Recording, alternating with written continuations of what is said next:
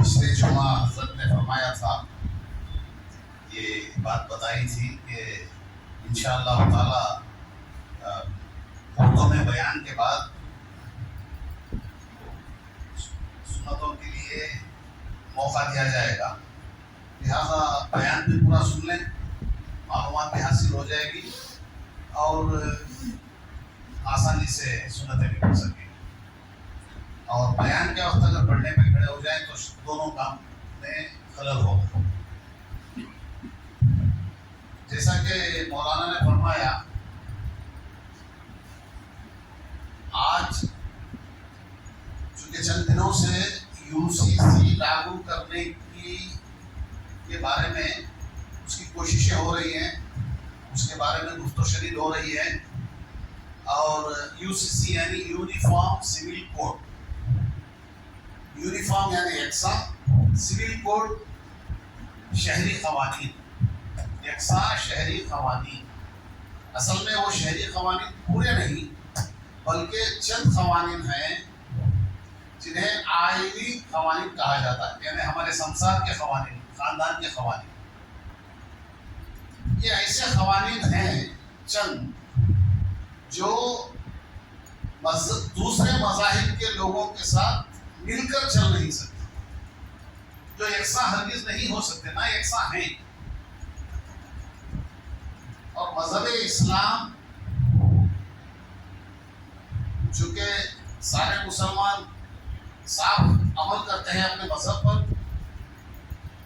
اور مذہب اسلام میں جو قوانین ہمیں نکاح کے اور رشتوں کے حرام ہونے کے اور حلال ہونے کے، کون سا رشتہ حلال ہے کون سا رشتہ حرام ہے، پھر جب کسی کی وفات ہو جاتی ہے تو اس شخص کے چھوڑے ہوئے مال میں سے جو وراثت ہوتی ہے اس میں سے حصے کیسے کیے جائیں، یہ بھی مذہب اسلام میں صاف صاف بتلا دیا گیا ہے۔ پھر کس رشتے سے شادی ہو سکتی ہے، کس سے نہیں، پھر طلاق کا طریقہ کیا ہے اور نکاح کا طریقہ کیا ہے، اور چونکہ دوسرے مذہبوں میں لے پالک کے لیے الگ قوانین ہیں۔ لے پالک یعنی اگر کسی کو بچے نہیں ہوتے تو رواج ہے کہ بچے کو لے کے پال لیا جاتا ہے، بچے کو یا بچی کو۔ تو دوسروں کی بچی کو یا بچی کو پال لینے سے اس کے لیے کیا قوانین لاگو ہوتے ہیں، مذہب اسلام میں کیا ہوتے ہیں، دوسرے مذہبوں میں کیا ہوتے ہیں، یہ بالکل جدا دارا ہے، بالکل جدا ہے۔ یہاں پر ایک بات، بہت اہم بات یہ ہے کہ کیا ان قوانین سے مسلمانوں ہندوستان کے مسلمان پریشان ہیں؟ تو اس کا جواب یہ ہے کہ کوئی پریشان نہیں۔ اپنے قانون پہ آپ چلنے کے لیے، ہمارے مذہب کے قانون پر ہمیں چلنے کے لیے کسی قسم کی پریشانی نہیں ہے، نہ ہی کوئی کنفیوژن ہے، نہ ہی ہمیں کسی کی مدد کی ضرورت ہے۔ اب ہمارے قوانین سے، جو آئینی قوانین ہیں یا شہری قوانین ہیں، جو سول کوڈ ہے، اس سے کیا ہمارے ہندوستان میں، ہمارے وطن میں، ہمارے ملک میں کسی دوسرے مذہب کے چلنے والے کو، دوسرے مذہب کے اوپر عمل کرنے والے کو کوئی مشکلات پیش آ رہے ہیں؟ یہ سوالات پیدا ہوتے ہیں نیچرلی۔ اس سوال کا جواب یہ آتا ہے کہ کسی کو کوئی کسی قسم کی تکلیف نہیں ہے۔ کیا مسلمانوں کے نکاح کے طریقے سے، مسلمانوں کے طلاق یا خلا یا دیگر طریقوں سے، یا مسلمانوں کے وراثت میں حصے کرنے کے طریقے سے، یا مسلمانوں میں لے پالن کے طریقے سے، جو اسلامی قوانین ہیں اس پر مسلمانوں کے عمل کرنے سے کیا کسی کے مذہب میں دخل اندازی ہوتی ہے یا اسے کچھ آڑ پیدا ہوتا ہے، کوئی رکاوٹ پیدا ہوتی ہے؟ اس کا جواب یہ ہے کہ ہرگز نہیں۔ جب مذہب اسلام پر عمل کرنے والے 20 یا 25 کروڑ مسلمان سارے ہندوستان میں اپنے مذہبی معاملات پر تشفی سے ہیں اور انہیں کوئی تکلیف نہیں، نہ ہی انہیں کوئی دوسری بات سجائی دیتی ہے اس کے بارے میں، وہ خود سیٹسفائڈ ہیں اور تشفیے سے ہیں، اس کے باوجود اگر یہ محسوس کیا جا رہا ہے کہ یہ قانون کو بدل دینا پڑے گا، یہ قانون کو دوسرے قانونوں کے ساتھ ملا کر رکھ دینا پڑے گا، یا دوسرے مذاہب کے ماننے والوں کے ساتھ ان کے مذاہب کے قوانین کو ملا کر سب کو یکساں بنانا پڑے گا، تو یہ آخر کس بات کی تک ہو رہی ہے؟ تو یہاں یہ بات آنے کے بعد جب کامن سول کوڈ یا یونیفارم سول کوڈ کو لاگو کرنے کی سوچا جا رہا ہے حکومتوں کی طرف سے موجودہ، تو یہ سوال پیدا ہونا لازمی ہے کہ آخر ایسا کرنے کا انہیں سچائی کیوں دے رہا ہے، جبکہ سارے مسلمانوں کو اپنے آئینی قوانین سے ہرگز نان سیٹسفیکشن نہیں ہے، غیر تسلی نہیں ہے، پوری تسلی ہے۔ ہمارے قوانین پہ، ہمارے مذہبی قوانین پہ ہمیں چلنے کے لیے کسی قسم کا اعتراض یا کسی قسم کا ذرا برابر بھی شک و شبہ مسلمانوں کے دلوں میں نہیں ہے۔ جو مسلمان جانتے نہیں وہ بھی اپنے علماء سے معلومات حاصل کر کے اس پر چلتے ہیں۔ جو غلطیاں کر بیٹھتے ہیں وہ غلطیاں تو ساری دنیا میں ہر قسم کا انسان ہر جگہ کرتا ہے، ورنہ مسلمانوں کی اکثریت ایسی ہے کہ ہمارے خاندانی قوانین یا آئینی قوانین یا سول کوڈ جو لاگو ہوتے ہیں، جو جنہیں معلوم ہے وہ اس پر چلتے ہیں، اسلامی قوانین جو ہیں اس پر، جنہیں معلوم نہیں اپنے علماء کے ذریعے معلومات حاصل کرتے ہیں اور اس پر چلا کرتے ہیں۔ اور ہمارے علماء صاف بے حساب ہیں، اللہ کا فضل ہے، سب جگہ اس کی خدمت کے لیے علماء موجود ہیں اور کئی تنظیمیں موجود ہیں، جیسے ہمارے حضرت نے فرمایا کئی تنظیمیں موجود ہیں جو اس میں خدمات انجام دے رہے ہیں۔ جب ہمیں کسی قسم کی غیر تسلی نہیں ہے اور ہمیں کسی قسم کی کوئی پریشانی نہیں ہے، اس کے باوجود ہمارے مذہبی قوانین کو دوسرے مذہبی قوانین میں ملا کر یکساں بنانے کی یہ کوشش یا فکر کیوں کی جا رہی ہے؟ جب اس پر روشنی ڈالی جائے یا غور کیا جائے تو پتا چلتا ہے اس کا کوئی اور ہی بات ہوگی، کیونکہ ہمیں کچھ ہمارے قوانین میں تبدیلی کر کے ہمیں کچھ بھلا کرنے کا کوئی بات ہی نہیں ہے، اس میں بھلا یا برا ہونے کا سوال ہی نہیں۔ ہمارے قوانین سے ہم پورے کے پورے مطمئن ہیں، ہرگز غیر مطمئن نہیں ہے۔ مسلمانوں نے کبھی اس پر آبجیکشن نہیں کیا، نہ کوئی اعتراض کیا ہے، اس کے باوجود ہمارے قوانین کو دوسروں کے قوانین کے ساتھ ملا دینے کی اور یکساں کر دینے کے بعد اس کا بہانہ یہ بنایا جاتا ہے کہ سارے ملک میں ایک جیسا قانون چاہیے، یہ الگ الگ قانون کس لیے؟ ارے بھائی کیا چیزیں جو یکساں ہے، کروڑوں چیزیں مل جائیں گی جو الگ الگ ہیں۔ ایک ہی گھر میں 5 بھائی رہیں گے، 5 ٹائپ کے رہیں گے، کوئی تکلیف نہیں، سب ایک جیسے ہی رہیں، کوئی ضروری نہیں۔ ٹھیک ہے، چلیے اس پر بھی غور کر لیں کہ ہمیں آزادی مل کر تقریباً 75 سال ہو گئے، اور آزادی سے پہلے ہزاروں سال اس دور میں کبھی بھی یکساں سول کوڈ نہیں تھا، اور آزادی کے 75 سال میں بھی یکساں سول کوڈ نہیں تھا، یونیفارم سول کوڈ نہیں۔ مسلمان اپنے قوانین پر عمل پیرا ہیں، دیگر مذہبوں کے لوگ ان کے قوانین پر عمل پیرا ہیں۔ اب یہ تو کوئی بتائے کہ یہ 75 سال میں ہمارے ملک کو، ہمارے وطن کو یا ہمارے لوگوں کو کیا نقصان ہو گیا، یا عوام کو کیا نقصان ہو گیا، یا مسلمانوں سے دوسرے مذہب والوں کو یا دوسرے مذہب والوں سے مسلمانوں کو کیا نقصان ہو رہا ہے۔ جب اس میں بھی کوئی اس کا جواب بھی نفی میں آتا ہے کہ کوئی نقصان کسی کو نہیں ہو رہا ہے، تو آخر یہ حکومتیں یونیفارم سول کوڈ لا کر، یکساں سول کوڈ لا کر کیا حاصل کرنا چاہتے ہیں؟ اگر اس پر غور کیا جائے تو پتہ چلتا ہے کہ یکساں سول کوڈ کا بہانہ بنا کر لوگوں کو گلیوں میں لا کر اپنے مذہب کے حفاظت کے لیے لوگوں کو خامخواہ ایک سے دوسرے کو لڑوانے کا یہ پورا پلان ہے، اسکیم ہے یا سازش ہے. یہ بہت عرصے سے یہ چلا آ رہا ہے. ہمارے آئین میں، کانسٹیٹیوشن میں یہ ریکمینڈیو پرنسپلس ہیں جس میں یہ کہا گیا ہے کہ حکومتیں یہ کوشش کریں گی کہ آئندہ چل کر یونیفارم سول کوڈ ہندوستان میں جاری کروایا جائے.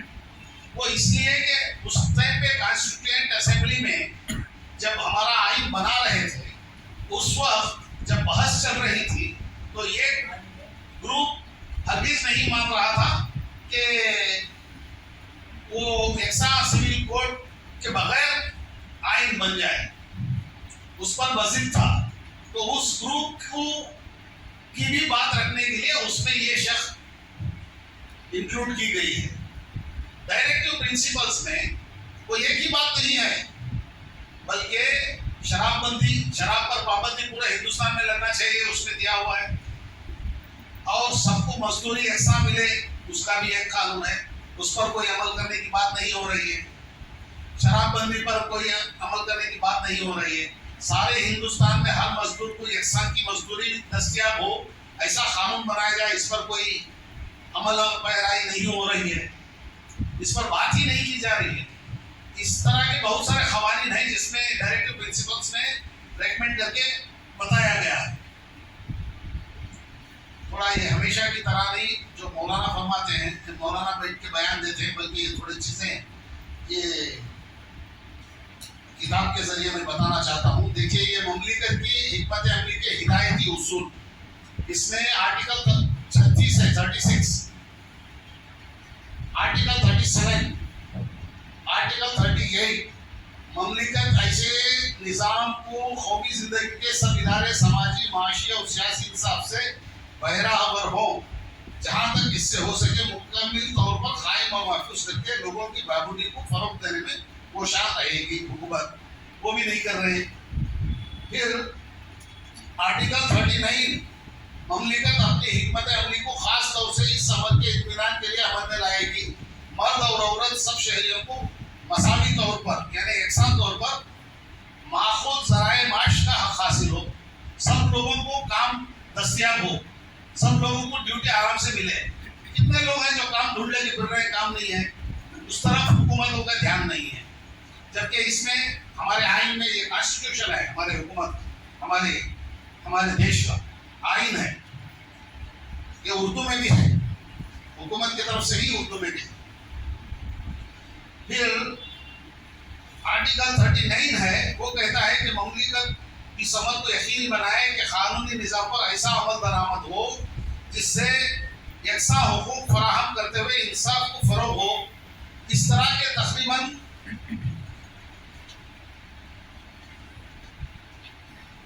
آرٹیکل 36 سے آرٹیکل 50 تک آرٹیکلس ہیں. ان سب آرٹیکلس میں ایک آرٹیکل کو لے کر یکساں سول کوڈ نافذ کرنا چاہیے، اس میں لکھا ہوا ہے. اس کو سختی سے نافذ کرنے کی کوشش کر رہے ہیں، جبکہ اس کو نافذ کرنے سے کسی قسم کا کسی کو بھی فائدہ نہیں ہوگا. اگر فائدہ ہوتا ہے، آج تک کئی بار حکومت کی طرف سے ان معلومات حاصل ہو گئی ہوتی. جتنے لوگوں کو میں ملا ہوں، جتنے اخبارات ہیں، جتنے میڈیا ہاؤسز ہیں، کہیں سے بھی یہ بات اب تک باہر نہیں آئی کہ یکساں سول کوڈ سے، یونیفارم سول کوڈ سے کیا حاصل ہونے والا ہے ہمارے وطن کو، ہمارے دیش کو، یا دیش واسیوں کو، یا مسلمانوں کو یا غیر مسلموں کو کیا حاصل ہونے والا ہے، اس سے کیا فائدے ملنے والے ہیں. آج تک حکومت کی طرف سے اس کے بارے میں کسی قسم کی صفائی نہیں آئی، نہ معلومات آئی. اس کے باوجود وہ بضد ہے کہ کسی بھی طرح یونیفارم سول کوڈ لاگو کیا جائے.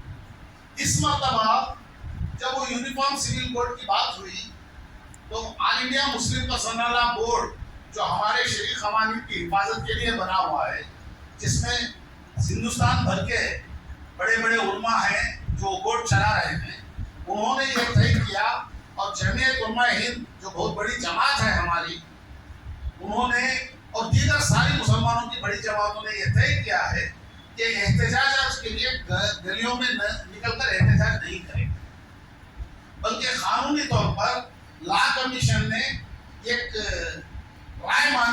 پبلک سے کہ یونیفارم سول کوڈ لاگو کرنے کے لیے آپ لوگ جو سمجھتے ہیں وہ رائے دیجیے.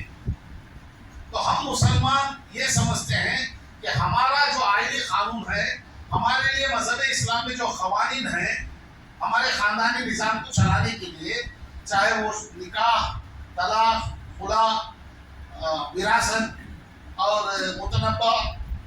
متبنہ وغیرہ، ان سب قوانین کے لیے جو ہمارے مذہب میں بتائے گئے ہیں ان قوانین سے ہم مسلمان مطمئن ہیں. لہذا اس میں کسی قسم کی ملاوٹ یا یکساں کرنے کی ضرورت نہیں. اس لیے ہم چاہتے ہیں کہ کوئی کامن سول کوڈ یا یونیفارم سول کوڈ ہمارے دیش کو ضرورت نہیں ہے. اور ہر مذہب کو، ہمارا آئین، ہمارا کانسٹیٹیوشن ہر مذہب کے ماننے والوں کو ان کے اپنے مذہب پر عمل پیرا رہنے کے لیے پوری آزادی دیتا ہے. اس آزادی میں روک لگانے کی یہ کوشش رہے گی. لہذا جو ایک ہمارے یوٹیوب میں یا دیگر جگہوں پر ہمارے تنظیم کی طرف سے اور کئی جماعتوں کی طرف سے لا کمیشن کو بھیجنے کے لیے ہر آدمی بھیج سکتا ہے، اپنا اعتراض درج کروا سکتا ہے، تاکہ وہاں پر جو لوگ مانتے ہیں، جو اس کو لانا چاہتے ہیں، ان کے لوگ وہ ہاں لائیے بول کے وہ دے دیں گے. اس لیے ہمیں چاہیے کہ ہم میں سے ہر ایک آدمی لا کمیشن کو اپنی طرف سے ایک میسج بھیجے تاکہ ہماری جو نامنظوری ہے وہ لا کمیشن تک پہنچ سکے.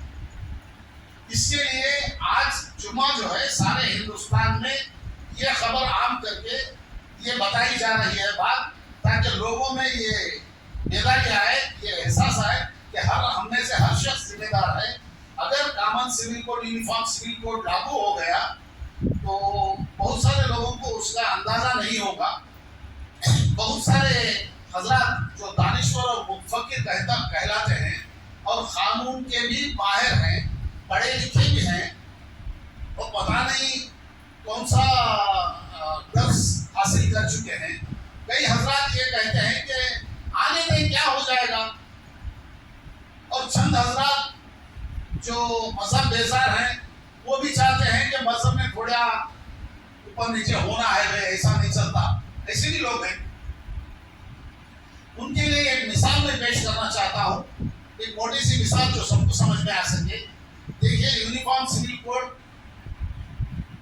ایک ایسا کوڈ ہے جو ہمارے رشتوں کو بھی، اگر وہ چاہتے ہیں سول کوڈ میں وہ حلال یا حرام بتا سکتے ہیں، یہ جائز یا ناجائز. یعنی قانونی طور پر یہ رشتہ اگر بنتا ہے تو اسے گھر والے کوئی رکاوٹ نہیں پیش کر سکتے، کیونکہ قانون میں وہ جائز ہے.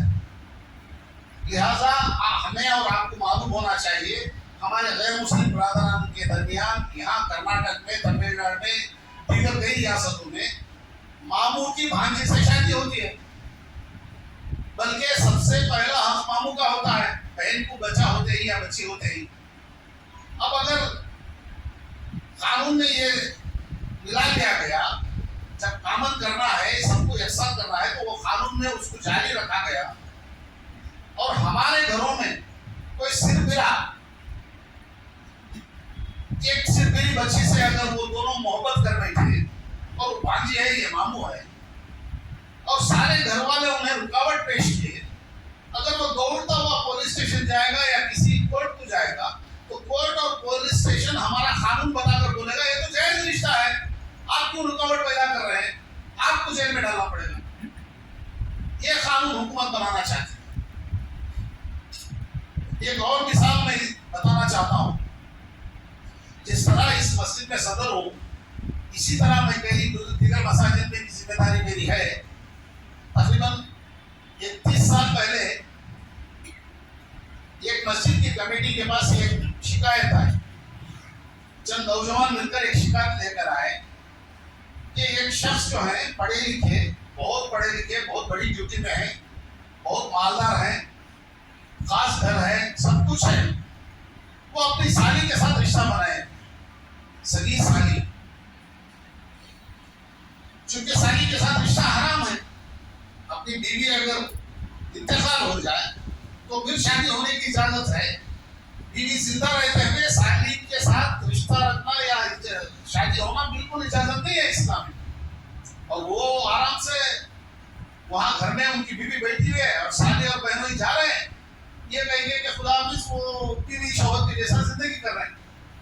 جب ہم لوگوں نے کمیٹی والوں نے جا کر ان سے دریافت کیا بھائی یہاں محلے میں اگر ایسے حرام رشتوں کو اگر چھوڑ دیا جائے تو بہت نقصان ہو جائے گا, کیا بات ہے؟ وہ صاحب بول رہے ہیں ہاں میں شادی ہو کر ہوں, کیا تکلیف ہے آپ؟ پھر اس لڑکی کو پوچھا بھائی یہ رشتہ حرام ہے تو کیسے شادی ہو سکتی ہے؟ وہ لڑکی نے بتایا سالی نے کہ میری بہن تھوڑی دماغ کی کمزور ہے جبکہ میرے بہنوں ہی بہت پہنچے ہوئے آدمی ہیں. میں سمجھتی ہوں کہ میرے بہنوں ہی کو ٹوپی ڈال دیے دھوکہ دیتی ہے ہمارے ماں باپ, وہ دھوکے کو برابر کرنے کے لیے میں ان سے شادی ہوں. پھر ہم کمیٹی والوں نے وہاں سمجھا بجھا کر اسلامی قوانین بتا کر علماء کو بلا کر وہاں بتا کر, وہ مانتے ہی نہیں تھے کیونکہ کئی سالوں سے چل رہا ہے اور وہ کھلم کھلا شادی کیے ہوئے ایسا نہیں کہ چھپا چھپی ہے, اور وہ بول رہے اس میں کیا ہو گیا جبکہ حرام حلال کا بتایا گیا اور وہاں بیٹھ کر اسے فوراً جدا کر کے پھر ان کی بیوی سے ملایا گیا صرف اس لیے کہ ہمارا قانون ہم پر ہمیں چلنے کے لیے ہمارے قانون پہ یہاں اجازت ہے, ہمارا آئین اس کی اجازت دیتا ہے. جب ہمیں وہ اجازت لے لی جائے گی ہمارے سے, ہمارے مذہب پر چلنے کی ہمیں جو چھوٹ ہے وہ اگر اس پر کوئی پابندی لگ گئی, دوسرا قوانین لاگو کر دیا گیا اور دوسروں میں اگر دو بہنوں کو ایک ساتھ میں رکھنے کا جائز ہے اس کو جائز بنا دیا گیا اور وہ ایک ساتھ سب کو اپلائی کرنے کے جیسا قانون بن گیا, تو ذرا بتائیے ایسی جگہ ہم کمیٹی والے جا کر جب بتائیں گے تو ہم پر کمپلینٹ دے سکتا ہے کہ یہ ٹھیک ہے میرے اچھے رشتے کو یہ توڑنے آئے, جبکہ مذہب اسلام میں حرام ہے. حرام کو حرام بنانا بھی, بتانا بھی, یا حرام کو حرام کر کے اس پر عمل پیرا ہونا بھی جرم کے برابر بنا دیا جائے گا. یہی بات کو لے کر ہمارے اکابر علماء بہت سالوں سے اس کوشش میں لگے ہیں کہ یکساں سول کوڈ اور یونیفارم سول کوڈ کا لاگو ہونا جو ہے یہ مسلمانوں کو اپنے مذہب پر عمل پیرا ہونے میں رکاوٹیں پیدا کرے گا, اور وہ رکاوٹیں سب کے علم میں نہیں ہیں. اس میں چند ایسے صاحبان جو قوم میں بہت آگے پہنچ گئے ہیں, بہت زیادہ پڑھے لکھے ہیں, وہ بھی اس کی نزاکت کو نہ جانتے ہوئے بآسانی یہ کہہ رہے ہیں کہ آنے تھے کیا ہو جائے گا. نہیں حضرات, اس کے لیے اب جو ہے ہمارے پاس ایک ہی طریقہ ہے کہ ہم صرف قانونی طور پر ہمارا اعتراض درج کروائیں, ہمارا آبجیکشن ریکارڈ کروائیں.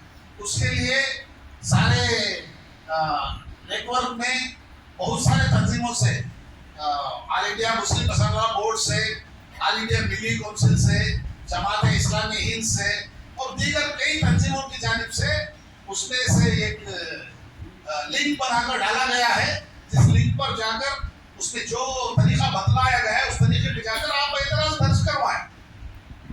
ہو سکتا ہے بہت سارے لوگوں کو یونیفارم سول کوڈ کے بارے میں معلوم نہ ہو, اسی لیے آج یہ موقع کا فائدہ اٹھاتے ہوئے سارے ہندوستان میں سارے مساجد میں یہ موقع کا فائدہ اٹھاتے ہوئے سب کو بتانے کی کوشش کی جا رہی ہے. لیکن بڑی مشکل بات ہے, بڑے افسوس کا مقام ہے کہ بہت سارے صاحبان یہ بات ختم ہونے کے بعد آ رہے ہیں, کہ بہت سارے صاحبان صرف آدھی بات سن پائے کیونکہ پہلے آئے نہیں. یہ میں انہیں کم کرنے کے لیے نہیں بول رہا ہوں, لیکن یہ باتیں بہت ضروری تھی جو سب کو پہنچنی ہے, سارے مسلمانوں کو پہنچنی ہے. چند لوگوں کو یہ باتیں ضروری تھی, باقی کے لوگوں کو ضروری نہیں تھی. چند لوگوں کو صرف آدھی معلوم ہونے سے چلے گا نہیں. بھائی ہمارا معاملہ ایسا ہے, ہم ہمارے وطن میں رہ رہے ہیں, ہمارا ہندوستان ہمارا وطن ہے اور ہم ہمارے وطن میں ہیں اور ہم ہمارے مذہب پر عمل پیرا ہیں, اور ہمارا آئین ہمیں ہمارے وطن میں ہمارے مذہب پر عمل پیرا ہونے کی پوری آزادی دیتا ہے. اور اس آزادی کے لیے, اس آئین کے لیے ہمارے آبا و اجداد, آپ سب کے آبا و اجداد نے اپنی گردنیں کٹا کر آزادی حاصل کی ہے ہمارے دیش کے لیے. اس دیش کے لیے اپنے جو سامان تھے, आवाज दी तो सारे अपने सामान, लाखों करोड़ों के सामान बाहर रख के आग लगा दी अंग्रेजों को भगाने के लिए। जब अंग्रेजों भारत छोड़ो की तहरीक चली और रेशमी रुमाल की तहरीक चली और आजादी के लिए जो कोशिश की गई, उस वक्त गन बड़े बड़े तोपों को बांध कर तोप उड़ा दिए गए, पखचे उड़ा दिए गए हमारे और आपके दादा परदादाओं।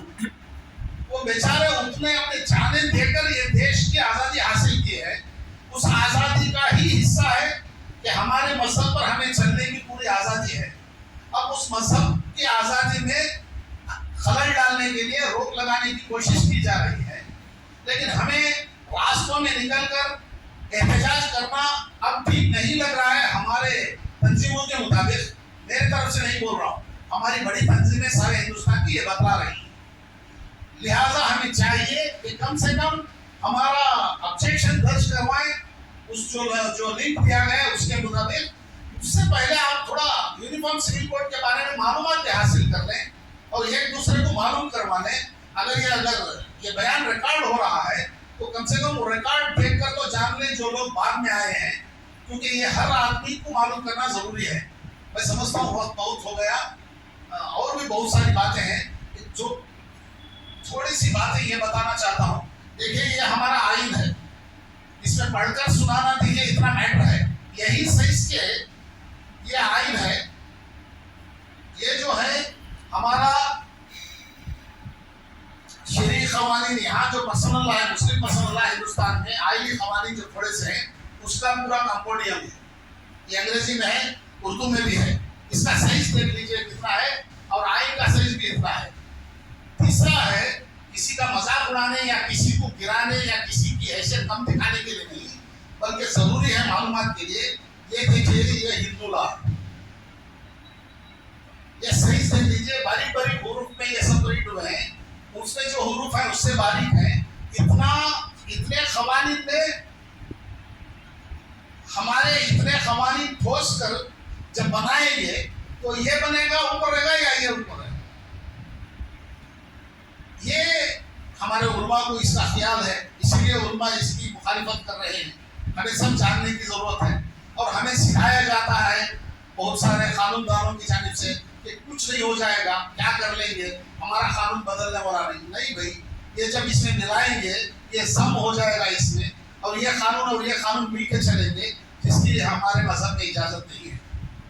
हमारी मजहबी क़वानीन वेरी क्लियर है, 100% क्लियर है, हमें उस पर चलना है। और कम से कम हमारी एतराज़ हमारा दर्ज करवाना है, हमारा ऑब्जेक्शन रजिस्टर करवाना है, इतना तो करें। इससे पहले ये यूनिफॉर्म सिविल कोड के बारे में जरा जानकारी हासिल करें। जो लोग बाद में आए हैं या देर से आए हैं वो भी जानकारी हासिल करने किसी तरह। इतना कहते हुए मेरी बात खत्म करता हूँ। हमें चाहिए, हमने से हर को कि ये काम जो कर रहे हैं हमारे आगे अकाबिर उलमा और मुफक्किर हज़रात, मुसलमानों के इस मामले को, उनके लिए दुआ करें और उनका शुक्रिया भी अदा करें। शुक्रिया।